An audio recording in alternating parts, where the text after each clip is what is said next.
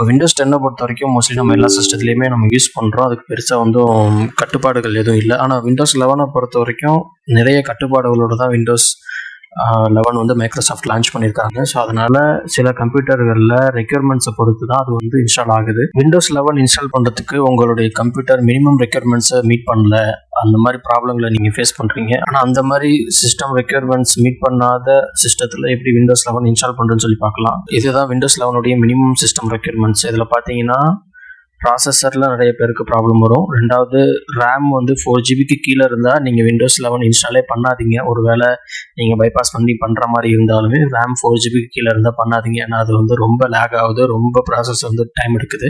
அதனால் அதை விட்டுருங்க. மெமரி வந்து 64GB மினிமம் எல்லாருக்கிட்டே இருக்கும். இந்த சிஸ்டம் ஃபெர்ம்வேர் இருக்குல்ல, இதில் தான் நிறைய பேருக்கு வந்து ப்ராப்ளம் வரும். அது போல் வந்து டிபிஎம்லேயும் ப்ராப்ளம் வரும். டிபிஎம் வந்து நிறையா பேருடைய சிஸ்டத்தில் இருக்காது. ரெண்டாவது, இந்த செக்யூர் பூட்டுங்கிற ஐட்டங்கள் வந்து நிறைய சிஸ்டத்தில் இருக்காது. ஸோ இது ரெண்டில் தான் மோஸ்ட்லி வந்து நமக்கு வந்து சிஸ்டம் 11 ரெக்யர்மெண்ட்ஸில் அடிபடுது. இந்த சிஸ்டம் 11 ரெக்யர்மெண்ட்ஸ் எப்படி பைபாஸ் பண்ணி சிஸ்டம் 11 எப்படி இன்ஸ்டால் பண்ணுறது, அதுவும் எந்த ஒரு தேர்ட் பார்ட்டி அப்ளிகேஷனும் இல்லாமல் வேறு ஏதோ ஒரு சாஃப்ட்வேர் யூஸ் பண்ணாமல் மைக்ரோசாஃப்ட் விண்டோஸ்லேருந்தே சாஃப்ட்வேரை டவுன்லோட் பண்ணி அது வழியாகவே அந்த சாஃப்ட்வேரே நம்ம எப்படி வந்து இன்ஸ்டால் பண்ணுறது அப்படின்னு சொல்லி பார்க்கலாம். இப்போது இங்கே விண்டோஸ் 11 டவுன்லோடுன்னு சொல்லிட்டுருக்கலாம். அங்கே போங்க, மைக்ரோசாஃப்டோடைய வெப்சைட் வரும், டவுன்லோடு விண்டோஸ் 11, அதை கிளிக் பண்ணுங்கள். இங்கே கீழே அப்படியே வந்துட்டீங்கன்னா இங்கே டவுன்லோட் விண்டோஸ் 11 டிஸ்க் இமேஜ்னு சொல்லிட்டுருக்குல்ல, இதை தான் நம்ம டவுன்லோட் பண்ண போகிறோம். So Windows 11 multi edition ISO. Okay, download கொடுத்ததுக்கப்புறம் ப்ராடக்டோடைய லாங்குவேஜ் என்னன்னு கேட்கும். மோஸ்ட்லி இங்கிலீஷ், யுனைடெட் ஸ்டேட்ஸில் தான் நம்ம மோஸ்ட்லி இன்ஸ்டால் பண்ணுறோம். அதனால் யுனைடெட் ஸ்டேட்ஸ் கொடுத்துக்கோங்க. கன்ஃபார்ம் கொடுத்துட்டிங்கன்னா அடுத்தது 64 பிட் தான் டவுன்லோடு இருக்குன்னு சொல்லி காட்டும். ஸோ 64 பிட் தான் நம்ம டவுன்லோட் பண்ணி, 32 பிட்டில் கிடையாது. 64 பிட் டவுன்லோடை கிளிக் பண்ணிங்கன்னா உங்களுக்கு மேலே இங்கே டவுன்லோட் ஆக ஆரம்பிச்சிடும். இதில் பாருங்கள், ஆல்மோஸ்ட் வந்து 6.3GB இது. நீங்கள் அந்தளவுக்கு நீங்கள் நெட்டு வந்து அந்தளவுக்கு உங்களுக்கு டேட்டா பேலன்ஸ் இருந்துச்சுன்னா அந்த டைமில் பார்த்து நீங்கள் டவுன்லோட் பண்ணிக்கோங்க. இல்லை அன்லிமிட்டட் வைஃபைல ஏதாவது கனெக்ட் பண்ணி அந்த டைமில் வந்து நீங்கள் டவுன்லோட் பண்ணிக்கோங்க. ஆனால் கொஞ்சம் கொஞ்சமாக விட்டு டவுன்லோட் பண்ணிங்கன்னா கரெக்டாக இருக்காது. சில டைமில் சம் எரர் வரலாம். அதனால் உங்களோட டேட்டா பேலன்ஸ் கரெக்டாக இருக்குதா அப்படிங்கிறத பார்த்துக்கோங்க. 6.3GB நமக்கு எப்படியும் வந்து ஒரு 6.4, 6.5 வரைக்கும் எடுத்துரும். ஸோ இதை டவுன்லோட் பண்ணி முடிச்சதுக்கப்புறம் அடுத்தடுத்த ப்ராசஸ் நான் என்னங்கிறத நான் சொல்கிறேன். இப்போ டவுன்லோட் ஆகி முடிச்சிடுச்சு. டவுன்லோட் ஆகி முடிஞ்சதுக்கப்புறம் நான் அதை டெஸ்க்டாப்பில் கொண்டு வந்து வச்சுருக்கேன். இப்போ 6.24GB இதோடைய ஓவரால் சைஸ் இருக்குது. உங்களுக்கு வந்து டவுன்லோடில் தான் இருக்கும். நீங்கள் வந்து மை கம்ப்யூட்டரில் டவுன்லோடை கிளிக் பண்ணிங்கன்னா, அதாவது இந்த டவுன்லோடை கிளிக் பண்ணிங்கன்னா உங்கள் டவுன்லோட் ஆன ஃபைல் அங்கே இருக்கும். அதை கொண்டு வந்து இப்போ டெஸ்க்டாப்பில் சொல்கிறதுக்காக நான் இங்கே டெஸ்க்டாப்பில் வச்சுருக்கேன். நான் வந்து விண்டோஸ் 10லேருந்து விண்டோஸ் 11க்கு ஆல்ரெடி அப்கிரேட் ஆகிட்டேன். அதனால் என்னோடய ஸ்க்ரீனில் இருக்கக்கூடிய ஆப்ஷன்ஸ் கொஞ்சம் வித்தியாசமாக இருக்கும். இப்போ இந்த மாதிரி ஐஎஸ்ஓ இமேஜ் வந்ததுக்கப்புறம் இதை டபுள் கிளிக் பண்ணுங்கள். டபுள் கிளிக் பண்ணிங்கன்னா ஓப்பன் ஆகிடும். ஓப்பன் ஆனதுக்கப்புறம் இந்த மாதிரி ஃபைல் செட்டப் வரும். ஒருவேளை நீங்கள் டபுள் கிளிக் பண்ணதுக்கப்புறம் இந்த மாதிரி ஃபைல்ஸ் ஓப்பன் ஆகலை அப்படின்னா ரைட் கிளிக் பண்ணுங்கள். ரைட் கிளிக் பண்ணிவிட்டு ஓப்பன் வித் விண்டோஸ் எக்ஸ்ப்ளோரர் கொடுங்க. இந்த மாதிரி ஃபைல்ஸ் ஓப்பன் ஆகிடும். இப்போ நான் டபுள் கிளிக் பண்ணாலே எனக்கு ஓப்பன் ஆகுது. நீங்கள் எப்படி ஓப்பன் பண்ணுமோ அதை ப்ராப்பராக ஓப்பன் பண்ணிக்கோங்க. இந்த மாதிரி ஓப்பன் பண்ணதுக்கு அப்புறம் இங்கே ஃபைல் செட்டப் வந்ததுக்கப்புறம் இதை Ctrl+A கொடுங்க.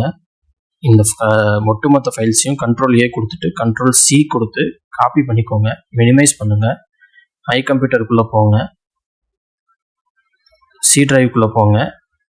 இங்கே விண்டோஸ் 11 சொல்லிட்டு ஒரு ஃபோல்டர் ஒன்று ஓப்பன் பண்ணுங்கள்.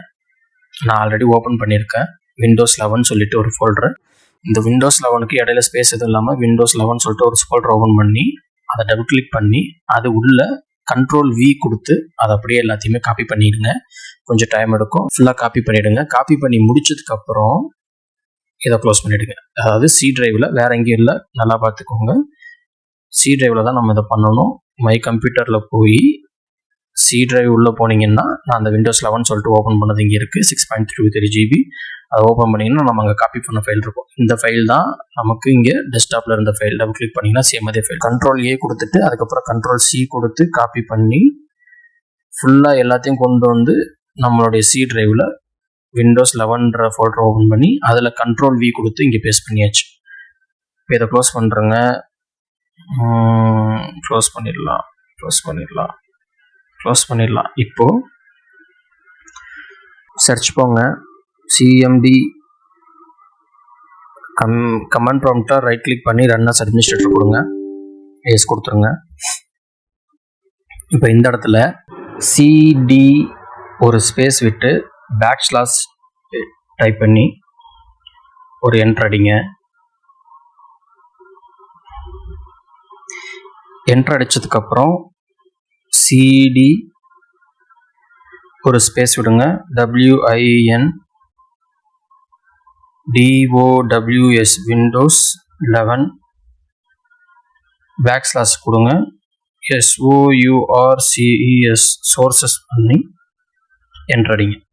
இப்போது Windows 11 பேக்ஸ்லாஷ் சோர்சஸ் போயிடுச்சு.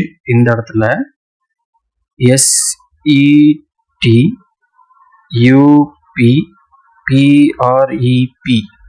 இதை கரெக்டாக பார்த்துடிங்க, மாற்றி அடிச்சிடக்கூடாது.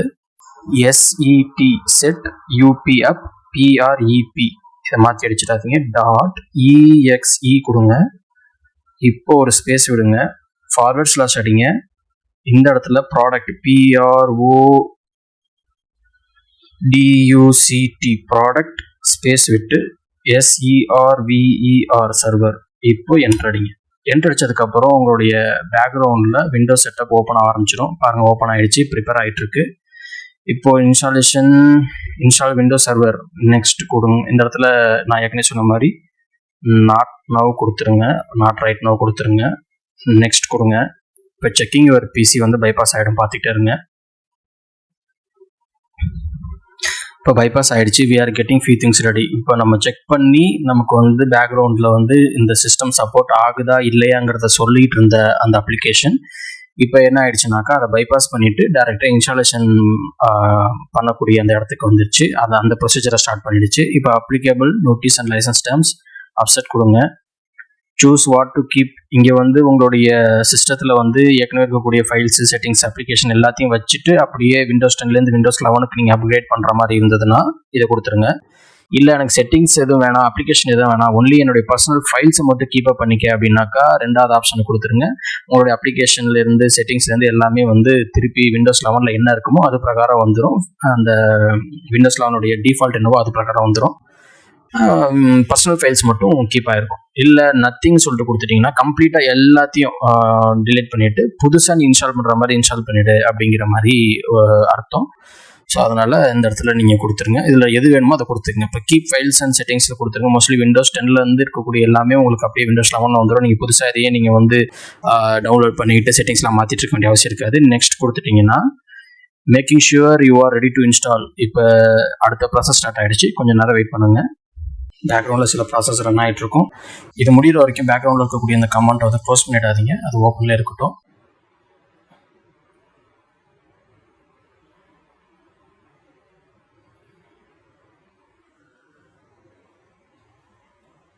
இப்போ அடுத்தது வந்துச்சு பாருங்கள், ready to install. You want be able to use your PC during installation. Save and close your files before you begin. உங்கள் பிசியை வந்து நீங்கள் பேக்ரவுண்டில் ரன் பண்ண முடியாது. உங்களுடைய ஃபைல்ஸ் எல்லாத்தையும் நீங்கள் ஸ்டார்ட் பண்ணுறதுக்கு முன்னாடி சேவ் பண்ணி வச்சுக்கோங்கன்னு சொல்லுது. இப்போ இன்ஸ்டால் Windows 11 ஹோம். Windows 10ல் வந்து நீங்கள் என்ன வச்சுருக்கீங்களோ அது அப்படியே Windows 11க்கு அப்படியே அப்கிரேட் ஆகும். ஜென்யூன் கீ வச்சு நீங்கள் Windows 10ல் நீங்கள் என்ன வச்சுருக்கீங்களோ மைக்ரோசாஃப்டோட ஜென்யூன் கீயோட Windows 10 ப்ரோனாக்கா Windows 11 ப்ரோக்கு வரும். இல்லை Windows 10 ஹோம்னாக்கா Windows 11 ஹோமுக்கு வரும். ஸோ Windows 10லேருந்து Windows 11க்கு வந்து என்ன வெர்ஷனில் நீங்கள் இருக்கீங்களோ, என்ன எடிஷனில் நீங்கள் இருக்கீங்களோ அந்த எடிஷன் அப்படியே காப்பி ஆகும். இப்போ எனக்கு Windows 11 ஹோம் காட்டுது. Keep file settings and application ஏற்கனவே நம்ம கொடுத்துருந்தோம்ல இதுக்கு முன்னாடி ப்ரொசீஜரில். ஸோ அது வந்துருச்சு. இங்கே இன்ஸ்டால் கொடுத்துட்டிங்கன்னா ஆட்டோமேட்டிக்காக பேக்ரவுண்டில் இன்ஸ்டால் ஆக ஆரம்பிச்சிடும். இந்த ஹோல் ப்ராசஸ் வந்து 1 மணி நேரத்துலேருந்து 1.5 மணி நேரம் வரைக்கும் கூட எடுக்கலாம். அதிகபட்சம் 2 மணி நேரம் வரைக்கும் கூட சில கம்ப்யூட்டரில் இருக்கும். இது உங்களுடைய ப்ராசஸர், உங்களுடைய ரேமை பொறுத்து டிபெண்ட் ஆகும். ஸோ அதனால் வெயிட் பண்ணி ஃபுல் இன்ஸ்டாலேஷன் கம்ப்ளீட் பண்ணுங்கள். இந்த இன்ஸ்டாலேஷன் ப்ராசஸ் கம்ப்ளீட் ஆனதுக்கப்புறம் வெல்கம் ஸ்க்ரீன் வந்துடும். வெல்கம் ஸ்க்ரீனில் தேவையான சில விஷயங்கள் எல்லாம் கேட்டுச்சுன்னா கொடுங்க. மோஸ்ட்லி கேட்காது, ஏன்னா Windows 10லேருந்து நம்ம அப்படியே அப்கிரேட் ஆகிறதுனால எதுவும் கேட்காது. அப்படி ஏதாவது ஒரு விஷயங்கள் ஏதாவது கேட்டது அப்படின்னு சொன்னால் சின்ன ஜென்ரலான ஏதாவது புது அப்டேட்டில் இருக்கக்கூடிய ஏதாவது ஒரு அப்ளிகேஷன் சம்மந்தமாக ஏதாவது விஷயத்தை அப்செட் பண்ண சொன்னிச்சுன்னா அதை அப்செட் பண்ணிக்கோங்க. இல்லை தேவையில்லை அப்படின்னாக்கா நாட் நோ கொடுத்துருங்க. அதை முடிச்சிட்டிங்கன்னா ஓவரால் கம்ப்ளீட் ப்ராசஸ் ரெடி ஆகி Windows 11க்கு ஆட்டோமேட்டிக்காக அப்கிரேட் ஆகிடும். இதில் ரொம்ப முக்கியமானது இந்த டைமில் பிசி வந்து ஷட் டவுன் ஆகக்கூடாது. அதனால் லேப்டாப்பாக இருந்தாலும் நீங்கள் சார்ஜ் போட்டு வச்சுக்கோங்க. கம்ப்யூட்டராக இருந்தால் நீங்கள் பேக்கப்பில் அதாவது யூபிஎஸ் சப்ளையில் ஏதாவது கொடுத்து பவர் ஆஃப் ஆகாத டைமில் நீங்கள் பண்ணுறீங்களாங்கிறத ஒரு தடவை வெரிஃபை பண்ணிக்கோங்க. ஒருவேளை நம்ம அந்த ப்ராசஸ் டைமில் ஆஃப் ஆகிடுச்சுனாக்கா திருப்பி ரெக்கவர் பண்ணுறதுல ஏதாவது பிரச்சனை வரலாம், இல்லை ரெக்கவர் பண்ண முடியாமலே கூட போகலாம். அதனால் நீங்கள் பார்த்து கவனமாக பண்ணுங்கள். நீங்கள் வேறு எதுவும் பவர் பட்டனையோ இல்லை வேறு ஏதாவது கீயோ அழுத்தி எதுவும் க்ளோஸும் பண்ணிடாதீங்க. ஓவரால் ப்ராசஸ் முடிஞ்சு விண்டோஸ் 11 நீங்கள் என்ட்ரு ஆனதுக்கப்புறம் நம்ம சி டிரைவில் விண்டோஸ் 11 சொல்லிட்டு ஒரு ஃபோல்டர் ஓப்பன் பண்ணி அந்த ஃபோல்டரில் இமேஜ் ஃபைல் காப்பி பண்ணி வச்சுருந்தோம்ல, அந்த ஃபோல்டரை அப்படியே கம்ப்ளீட்டாக டிலீட் பண்ணிடுங்க. நீங்கள் இந்த மெத்தடை ட்ரை பண்ணி பார்த்துட்டு உங்களுடைய அன்சப்போர்ட்டட் சிஸ்டத்தில் மினிமம் ரெக்யர்மெண்ட்டில் ஃபைலான சிஸ்டத்தில் நீங்கள் இன்ஸ்டால் பண்ணிங்களா, விண்டோஸ் 11 ஒர்க் ஆனிச்சா இல்லையாங்கிறத கமெண்ட்டில் சொல்லுங்கள். இந்த வீடியோ உங்களுக்கு யூஸ்ஃபுல்லாக இருந்ததுன்னா ஒரு லைக் பண்ணுங்கள், ஃப்ரெண்ட்ஸ்க்கு ஷேர் பண்ணுங்கள், நம்ம சேனலை சப்ஸ்கிரைப் பண்ணிக்கோங்க.